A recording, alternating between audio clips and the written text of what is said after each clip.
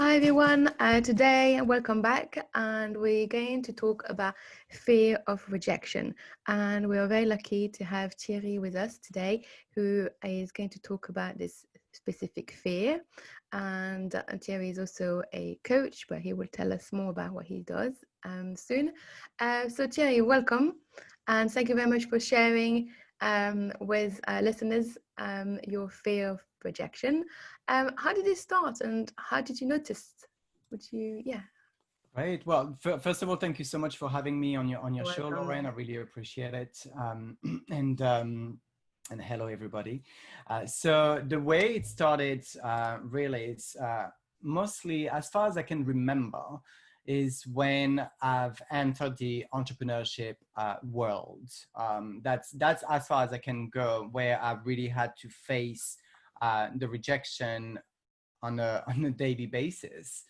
Because that's the nature of whatever industry it is in entrepreneurship. We have to actively deal with other humans and offer what we've got going on, and not everybody is going to say yes. So this is where it started, and I've received a lot of no's, and I was really affected by that, I would say. How did you, could you share to our listeners, how did that affected you?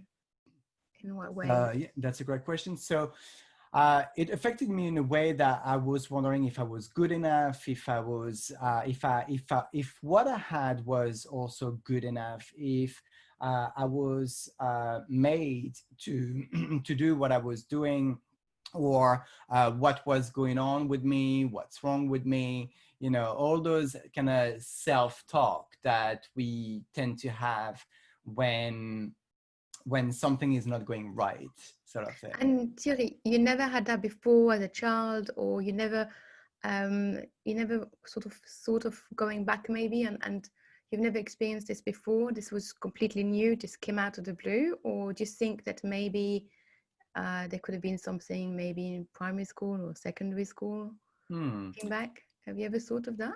Yeah, I tried to dive a little bit more into the past of where it could have started, because I think it's always important to know the roots of what is going on.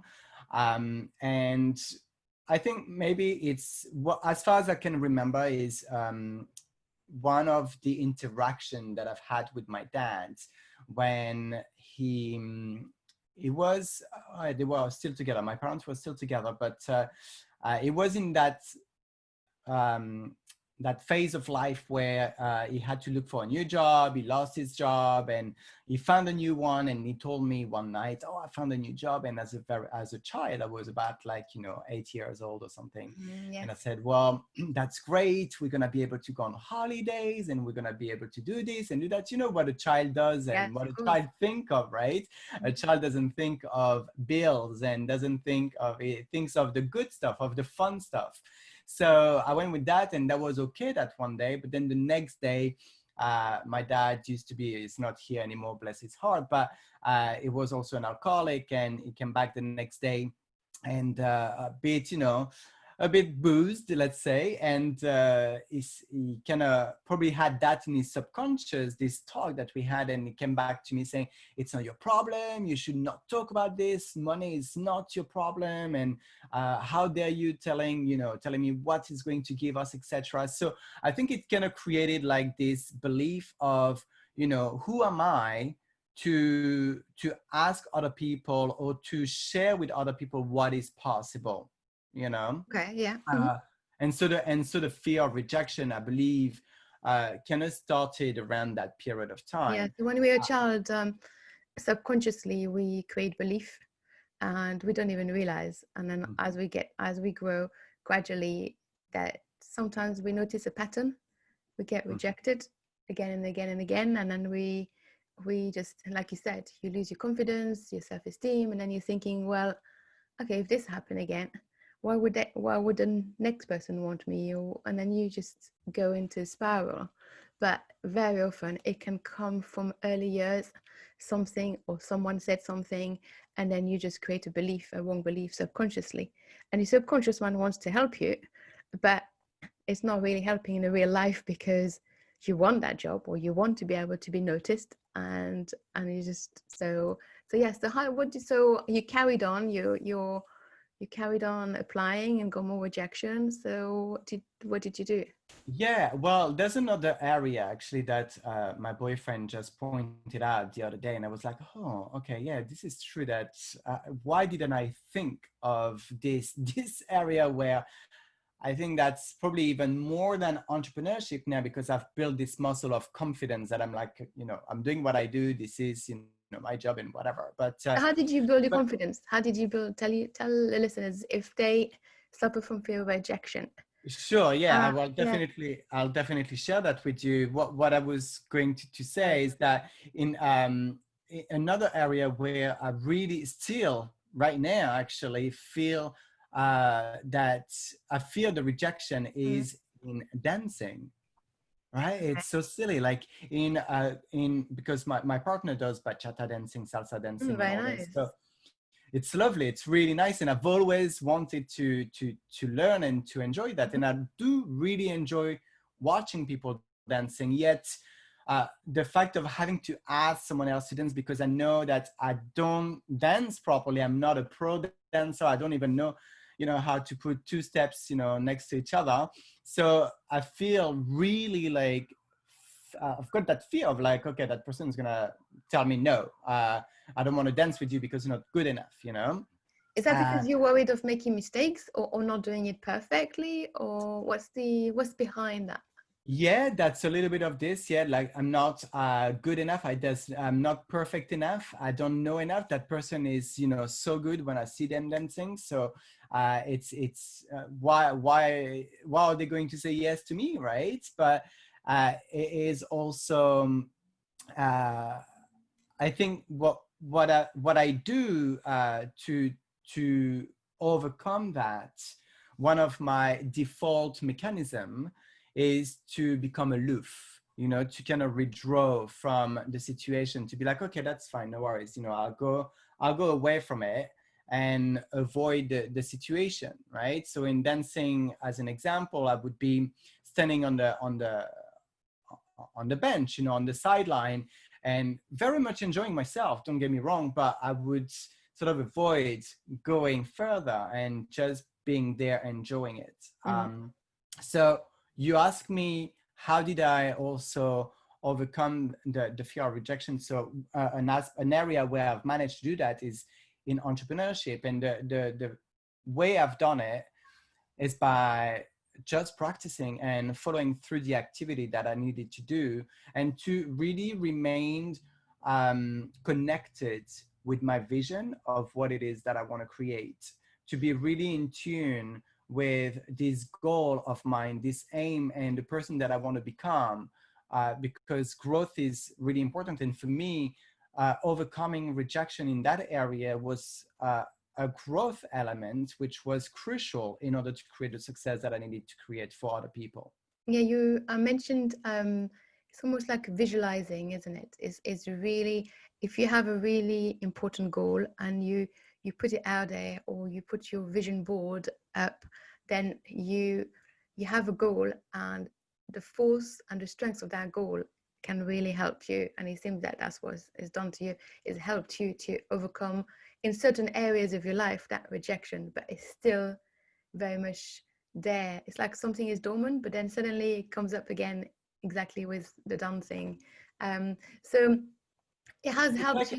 Yeah, embodying. It's Sorry to interrupt. that's It's fine. good because you're talking about visualization, which is interesting, and I've done it for many years. But I'd say it's more like embodying the person that I need to become. Mm-hmm. So it's really, entering and tuning myself into through meditation most of the time, every day, in fact, So do you do to meditation every day?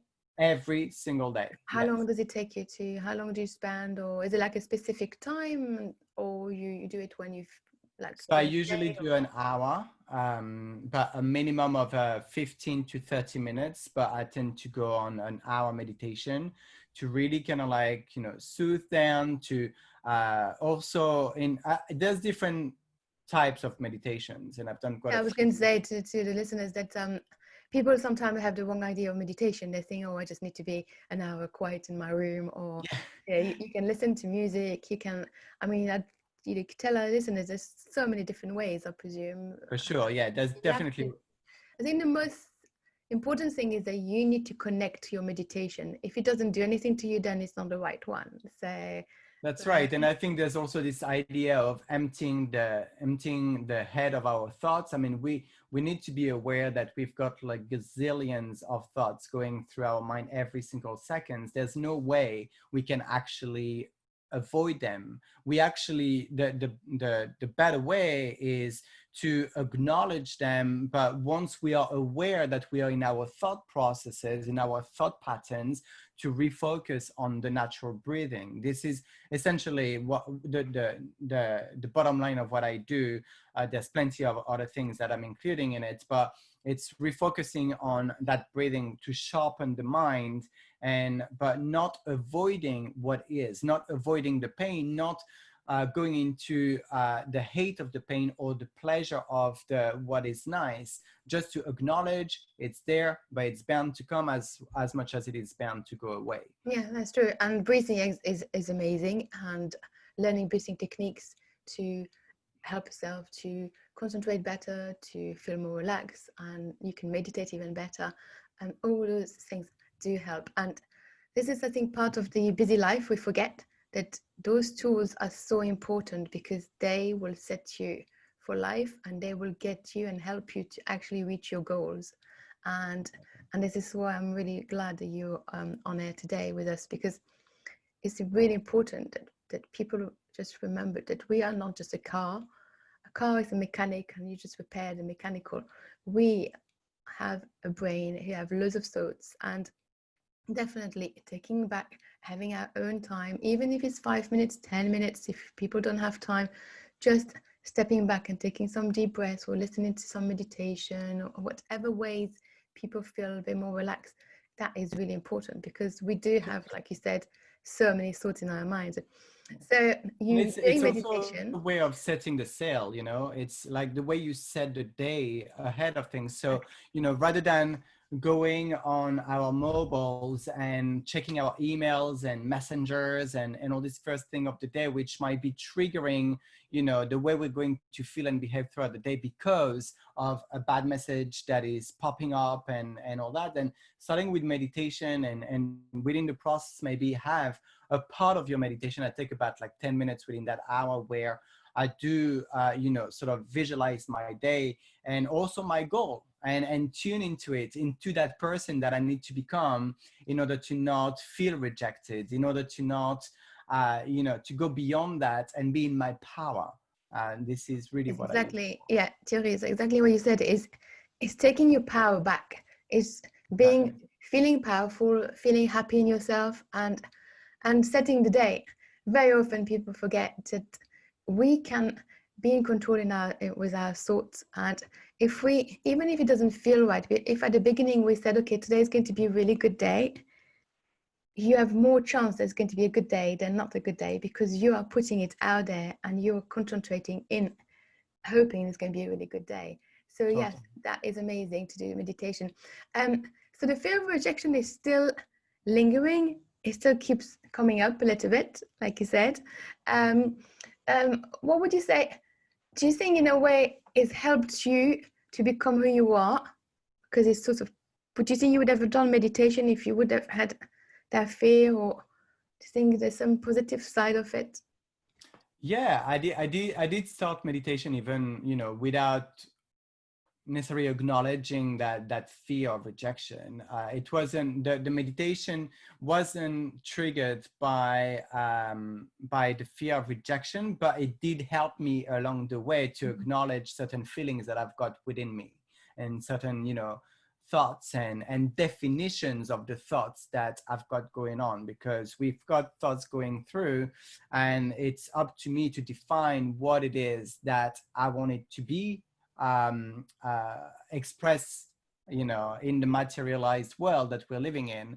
It's up to me to give that definition, whatever definition it is, to the thought that is coming through. Like, let's say, you know, I've got the thought of wanting to interact with someone for, you know, dancing. I'll go back to this. Yeah. This one is the one that I didn't yet overcome. Mhm. Then I can think. I've got two sets.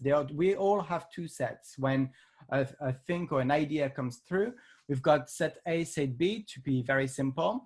The set A is where, you know, I'm not going to go into much depth of that, but the set A is where you're going to have reservations. You're going to have, you know, some judgment Fear. about Mm. that That's thing. where the fear kicks in, and just And yeah. that's where the fear Yeah. kicks in. So the reservation is going to be like, okay, I don't want to be, who am I, and why do I think I'm better, I'm good enough, and all those things. So there's either I can put the power in there, or in the set B, where I can be like, okay, acknowledge, I know that I've got the fear of dancing because I know that I don't dance very well.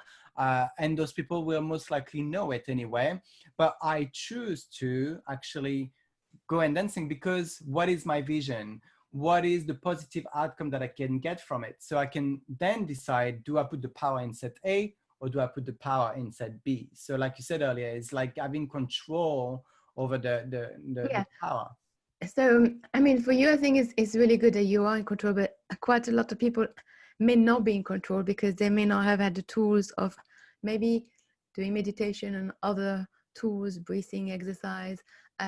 So when they can feel lost because sometimes we lose our power in choosing.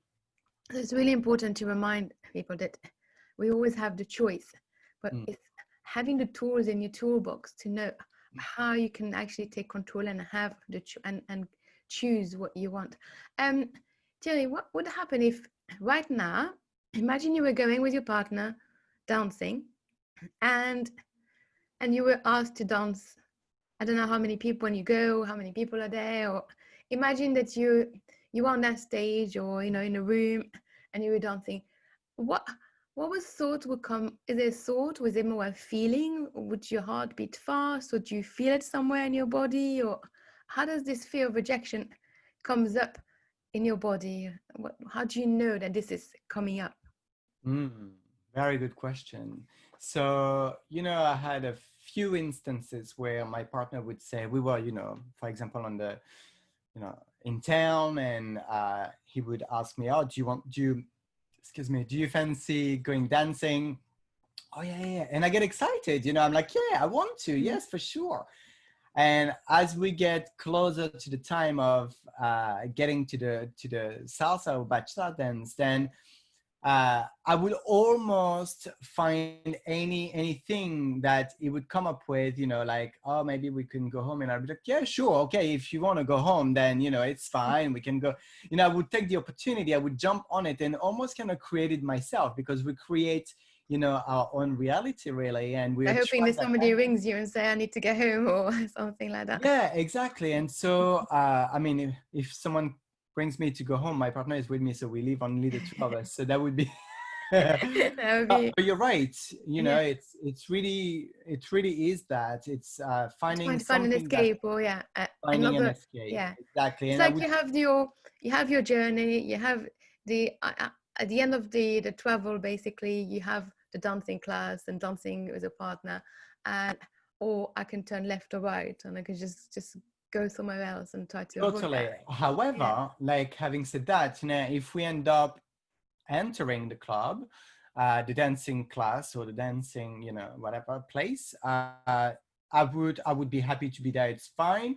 Um, if there's a class, because you've touched on that, if there's a dancing class, I will not have any fear there, because I know I'm in a class for beginners, because they've got like different levels. Yeah. I'm in a class with beginners.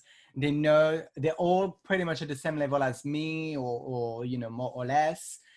So I'll be fine with I'm just going being to there. stop you a minute because you just said they all similar to me and more or less. And this is really important because this is what the changes happen. Is thinking that they may be better than me, and this is where the fear of rejection comes in. But if you were thinking, if you think like, okay, it doesn't matter, they'll just take me the way I am, even if I make mistakes, it doesn't matter. I don't need to be perfect. It'll be fine. That would be a big difference. I Yeah, think. in Yeah. the class setting, exactly. When Yeah. I'm entering like a beginner class setting, I know that I'm gonna be fine. You Mm. know, there won't be any judgment because everyone knows they're in a beginner class. Now, when the party kicks in, because they do the class and then an hour or two later, then it's the party. Everyone, all the levels are mixed together: intermediate, expert, whatever. And this is where I'm like, we cannot either stay with my fellow beginners.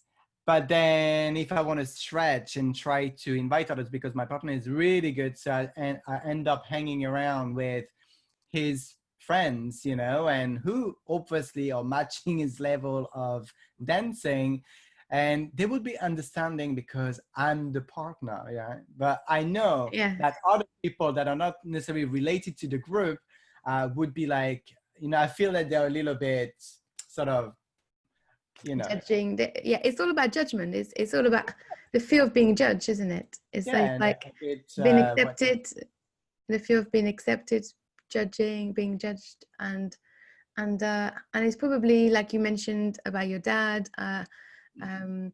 Just a simple sentence sometimes, and we get rejected, or we take it the wrong way, and then just a judgment. And then it's so important for us to be appreciated and accepted by people that we forget that that fear of judgment can actually really be in the way.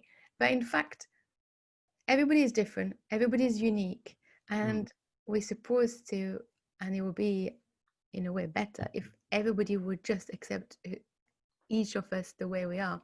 But yet society and the way school sometimes, the head boy or different type of things can put that fear of rejection, or I wasn't chosen, or whatever it is, and then we can carry on that fear of rejection.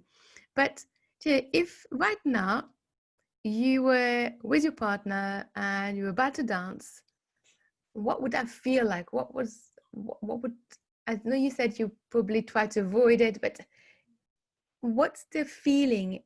Is it like your heart will beat fast, or your hand will be sweaty, or your feet? Are you aware that sometimes your body can, how to always adjust in your mind, or how does that?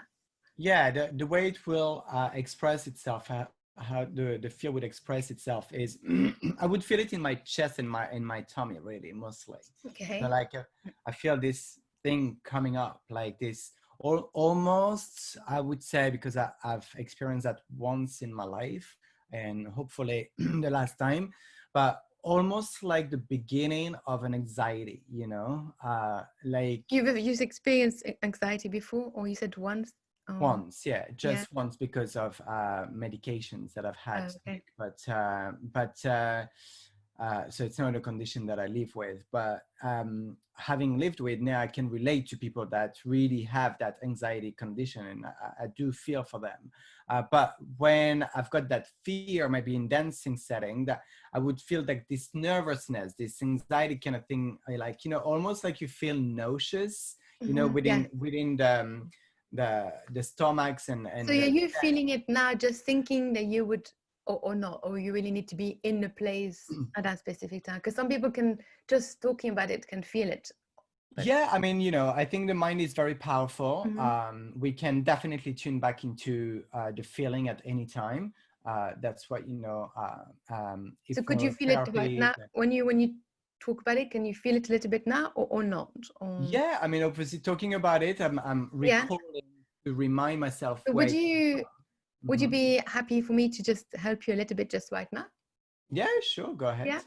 So so Thierry, imagine that you're dancing. Imagine a little bit the sort of the scenario that you would try to avoid. Yeah. Tune in it a little bit in it and tell me, where do you feel something? So it starts from like 2 points. I feel it like in my around my stomach, and then like at the bottom of my throat. Okay. Um, And if mhm. you had to put a color to it, what color do you think it looks like? A color. Um, yeah, I would say, oh, if I would put a color on it, um, maybe like green. Green, dark green, or light green? More like yeah, medium light green. Mm-hmm. Okay. And um, what color do you think you need in order to get rid of this feeling in your throat? And what did you say? You said a little bit lower down. Mm. Yeah, around the stomach area. Around your stomach. So that green feeling, if you had to pick a color that would actually get rid of that feeling, what color do you think it would be? Hmm. Um, If you had to guess, like, yeah. Well, I'd say if I changed my the colors, I would say maybe like more the red would be an alert when I feel the feeling, and then the green would be the one that gives me the actual okay. uh, Um, okay, so the green, so you said light green. So the red, so the feeling would actually be red, yeah, and the light green would actually be to get rid of it. Yeah, yeah. which actually Mm-hmm. makes sense because red is usually related to anger or some frustration, and light green is actually when you start making a change in the actual thought process. Mm-hmm. That makes sense. So, Thierry, if you wouldn't mind, if you, with your permission, would you like just to close your eyes, take a deep breath, and see this nice light green, like a nice river going into your mind, down your throat, flooding in, going into your stomach, lifting this red feeling that may have been there for such a long time.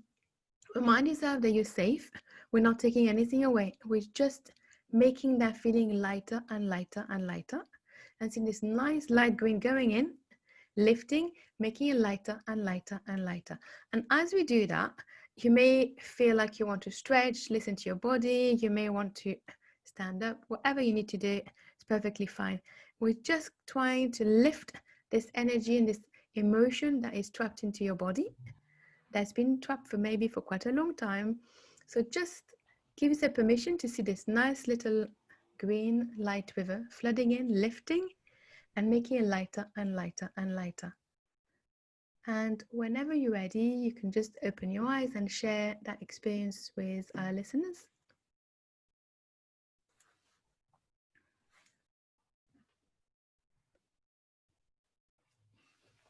Great.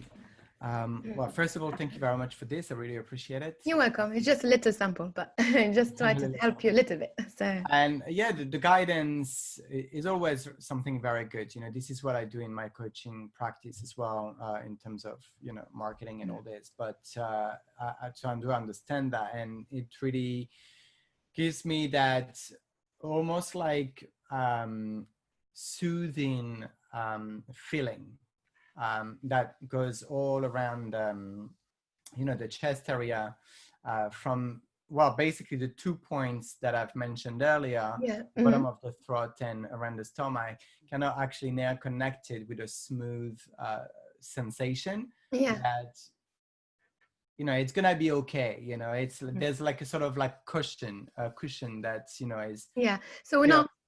So in a few minutes, it's not possible to take just the fear away straight away. But um, the color and what was just trying to do was to, exactly like you say, just allowing to flow nicely, so that it's not, so that when the fear kicks in, it's not sharp. It actually feels bearable and not so much in the way. We I see myself more of an energist. I work with energy, with emotion trap in the body that creates blockage. And sending your color just now is exactly like you said, it's more like a connection and allowing things to flow nicely. A little bit like a fuse box, and one fuse is no longer working, so you don't get the electricity in one room. So what we're doing is we're reconnecting all that fuse box, putting everything in the right place so that the flow of energy flows nicely, so that when you're in a trigger, which is dancing, you won't have those feelings anymore, and then you will just be able to enjoy it. If you did, if now you were thinking back and you were in the same scenario, does that feel a little bit different than just before? Yeah, I think that if I'm in that same scenario, then what I would do actually is retuning into this technique that you've just Yeah. used right now, to remind myself, to Yeah. remind my So that's just like a little, that's just like a little Mm. sample of what one technique that I use to really clear it. The idea is to clear it completely, so and you can just go and enjoy it and not do it at all.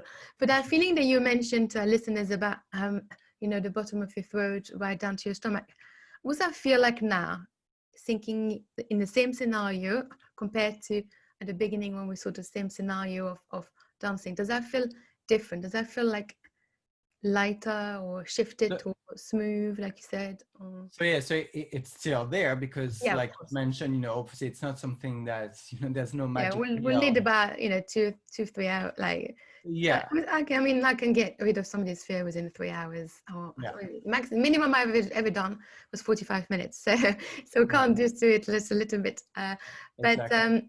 just at least, like you said, it's like a little tool. You could just send that color in. You're more in control. You would know what to do. But does that feel a little bit lighter and like smoother and more Yeah, doable? it definitely feels, well, again, I feel that connection between the 2 points, which Yeah. are, it's kind of like saying, the definition behind it is kind of saying like there's a pathway. It's everything is connected, but I can go through that way to release it. I can actually condition myself to make it work and go beyond those two feelings, rather than being separated from the vision and the end result that I want to create. I can actually reconnect to it and follow through what it is that I actually truly want to be doing. And then you can really enjoy it. That's the thing. Yes, Yeah, exactly, because that's exactly. the whole point. We really want to enjoy it. And but you've managed. Some people who've got fear of rejection haven't managed to do as well as you. They may feel really low self-esteem and low confidence, because it can really crush you down and exactly like the example of dancing, stop you to be really who you are. And this is why it's important to do coaching and to learn how to use the tools. And I know you do coaching in specific field. Makeup, that's your... Yeah, I do online marketing coach. So I do help entrepreneurs, makeup artists, and network marketers to basically create an effective presence online, so they can attract the customers, the clients, and create the brand that they want while monetizing it as well. So so that you've done well, and you managed to get rid of that. You also you're a makeup artist, aren't you? Or... Yes, Yes. I've been, I'm a jack of all trades, as they say, right? Yes, I've been a makeup artist since 2011. Hence, I'm serving that audience now, that field, that community with marketing, because they don't, unfortunately, there's barely anyone teaching how makeup artists should market themselves, how they should figure out who's their ideal audience at school, beauty schools. The only closest marketing tip that they give is to create a portfolio and go work and go find a good position in a retail job, which most of people, when they go into a makeup course, it's to become independent and freelancers, but we don't give them the tools to be able to create the life by design that they're desiring, and the freedom that they are seeking from that new loving job. And again, you need the confidence, and you need to know that you're good enough to be able to go out there and Exactly. do it. And That so, like relating to the topic of the day, the fear is, when I've started, I was rejected even in makeup. I was, like every single one of us, I believe, got through some rejection not each and every day, but many times in our life, and we need to overcome that in one way or another. Now, when I'm just going to stop you there a second. To overcome it, I think the way to think about it is that Actually, there is no failure and there is no rejection deep down. It's Exactly. just an experience. Yeah, And that experience will get you to where you're supposed to go. that's right. It's a definition. It's a That's definition, exactly. But that's if you see it as a failure or rejection, and yes, there are patterns, and yes, there are fear of rejection because it's happening again and again, and then we self-doubt ourselves. But mm, if we turn it and we think, actually, this is going to be an experience, may not be such a good experience, but that experience is going to make me really who I'm supposed to be and who I want to be. yeah, and it's kind of like going back to the set A and set B that we've talked Yeah. about. Mm. Where do I put the power? You know, in set A Yes, or in set B? I exactly. just actually before our before this interview, I had a coaching client.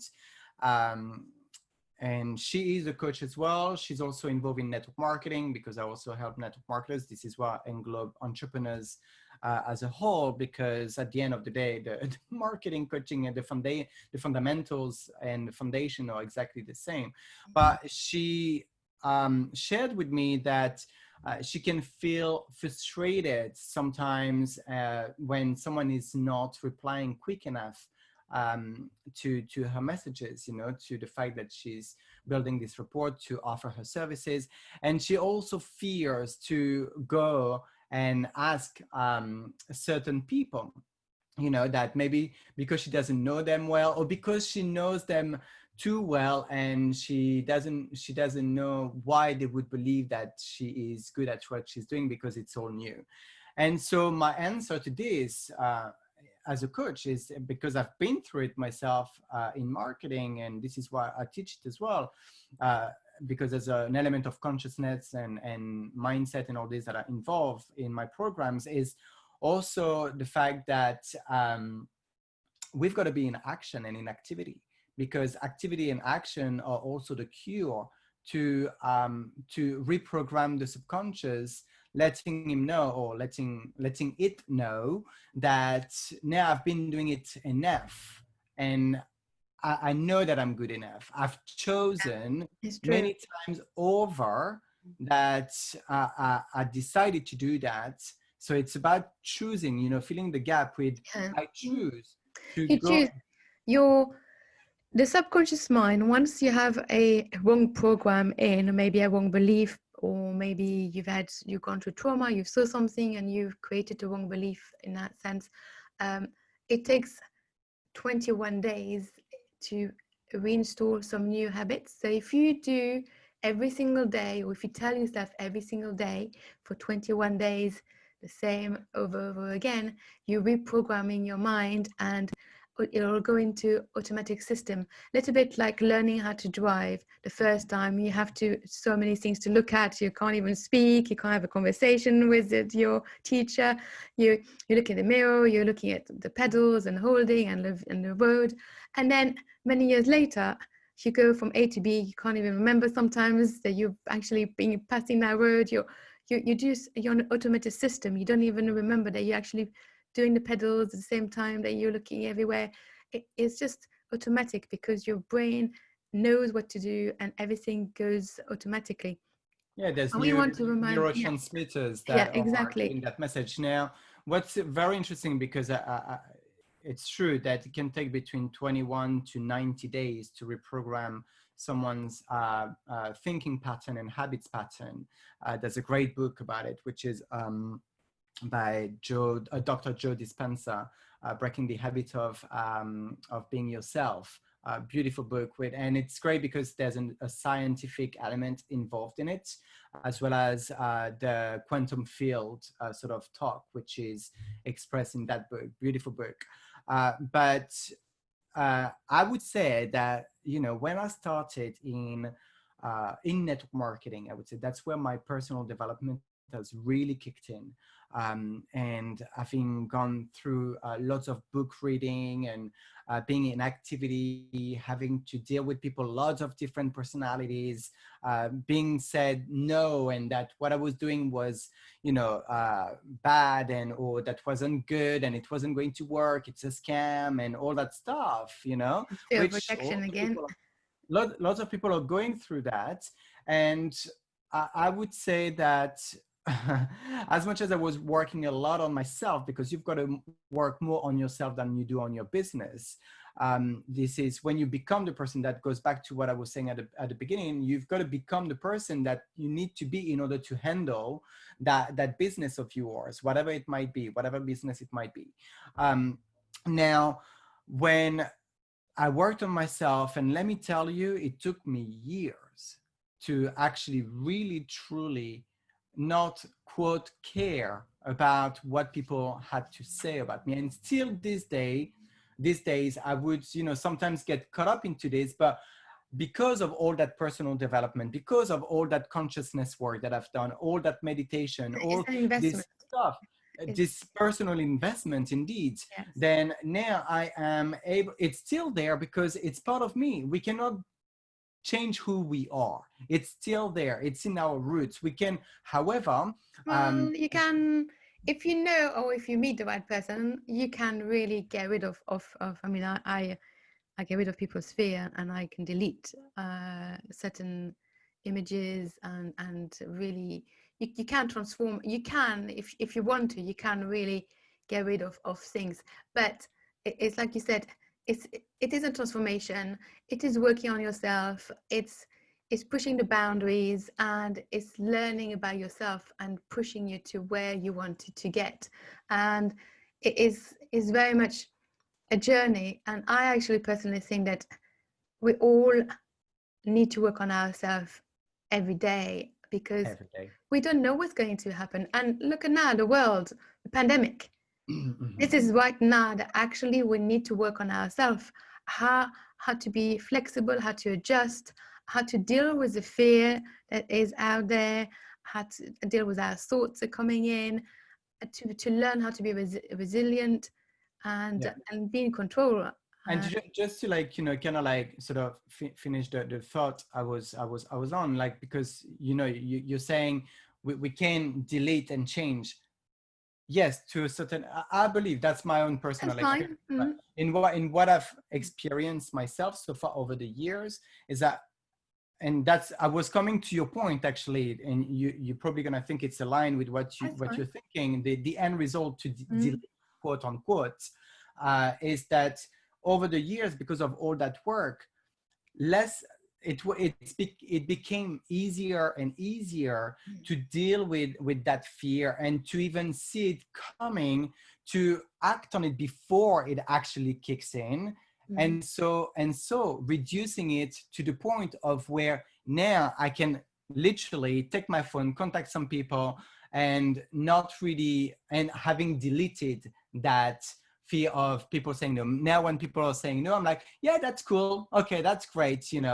Let's move on to something else. How's it going today? Yeah. Whereas once upon a time, I was getting hung up onto, oh, but why is it me? Why? And all this pity party kind of thing. Those thoughts coming in. So yes, in the end, it kind of is, again, I'll put it on quote unquote, deleted. But it's always part of us. It's always there, but it's just the way we deal with it. And the fact that now it doesn't trigger me to the point of feeling affected by it. That is how I experienced it myself. You know what you could do even is when you have an inquiry, or if somebody says or cancel or says no, I always in my mind, if I have a client who cancel or decided not to go ahead, I say, and that's in my own mind, I was thinking, okay, that's fine. 2 more people will come instead. And you will see 2 people will come and book. And sometime if I have a cancellation, say that's fine. Somebody else will need it as an emergency. And it happened every single time. I very rarely get a cancellation, but when I get a cancellation, I'm thinking, it's meant to be. Somebody needs that appointment. That's why it's happened. And suddenly I get to have something really right now, because I'm like, yeah, actually I can fit you in because I just got a cancellation. And instead of thinking, like you said, oh, why are they canceling? Is it me? Is it the way you're thinking? You attract what you're thinking. So if you turn that and you change it, you feel better, you feel lighter, and other things happen. And it's exactly what you're sharing. And and I'm so happy that you actually done it and you've changed it and turned it over. And I hope our listeners, if they hear what your story about, fear of rejection, is even if they haven't done all this work, but just starting, stepping back and taking a deep breath, so that actually, maybe this has got nothing to do with me. Maybe Yeah, exactly. Oh my God, you literally took the word. I was letting you finish your thread of thought, but that's what I was gonna say. Most of the time, when people are, saying no or not or canceling a booking, and this is also how I've realized I did manage to kind of take myself out of the equation. It's because too many times I've realized that it was not about me. It was about their own story. They had something coming up. They had a self-limiting belief. They had, something that triggered them to either cancel or say no. They did choose to be in the set A rather than in the set B that we've covered earlier. They've chosen where to put the power. And so it's up to us as well as receivers of the no's or the cancellation to decide, where do we want to put the power? Do we want to put the power on dwelling into the, oh my God, why not? And this and that, or do I put the power into, that's why I tell my coaching clients in marketing, when they tell me those kind of stories, I say, do you choose the power to dwell into that energy, or do you choose the power to be in your power of being in activity and creating more and having people that are actually waiting for you? So much people waiting for you that this person that canceled, you can literally go into your list and say, hey, I've got a gap over here. I know you've been on a waiting list. Now I've got a space. Do you want to tune in? and it's exactly what you're saying. It's taking your power back. It's exactly. And even if at the beginning it's hard, it's like going to the gym when 10 years somebody's not been into the gym, and the first time you go to the gym and you start lifting some weight, it's going to be hard. You're going to be aching. The muscles are not used to. Gradually your muscles are going to get used to, and it's getting stronger. This is exactly the same. At the beginning it was really hard to not take it personally, to not take that rejection personally. But gradually, as you get used to, you just don't even think about it anymore. You're just like, okay, fine, it's fine. And then move on. And then you go on to the next thing. And yes, sometimes it does trigger things, because if you don't clear the fear totally, you teach the mechanism and you teach the tools to manage that fear. But if you ever want to get rid of it completely, then there are the tools to do that. But you're doing really well, and I really thank you for joining us today and talking about your fear of rejection and how you can actually get over it and manage it, and the tools that can help. Thierry, can you tell our listeners if they do want to join the coaching that you run, where they can find you? Yeah, absolutely. Well, first of all, thank you so much for having me on your show. I really had a good time. You're welcome. Nice to exchange, to have different even views sometimes, but actually realizing that they're aligning very much together in the end, and to be on the same wavelength. That's fine. I am very much like I don't like people suffering, and so I much prefer going right to the root of the problem and collapse the whole root, and then completely being free of the fear. But it doesn't always, it's not obviously you can't do it in a few minutes. But you've done really well, and you find a way of coping, and this helps you to create this coaching and to help even your clients even more, because you understand even more how they feel. So that's amazing. Where people can find me is on Thierry V Alexandre, DRE at the end.com. So thierryvalexandre.com, and in there's like a plethora of free trainings and freebies they can implement and use in their businesses. They can find where I see some coaching if they want to book coaching. I do discovery calls or on my Facebook page as well, which is Thierry V Alexandre. So on Facebook, the page. And thank you very much. Thierry, thank you so much for sharing the fear of rejection. It's not an easy one, and it's really nice for you to come on air today and actually to share it with us. This is UK Health Radio, Lauren Rosenberg, Fear Buster, talking about fear. If you have a fear and you would like to experience a little bit of therapy on air, feel free to contact me, and my website is www.fear.com. rejection-busted.com, and I will be very happy to invite you on the show. Thank you very much for listening, and looking forward to next week.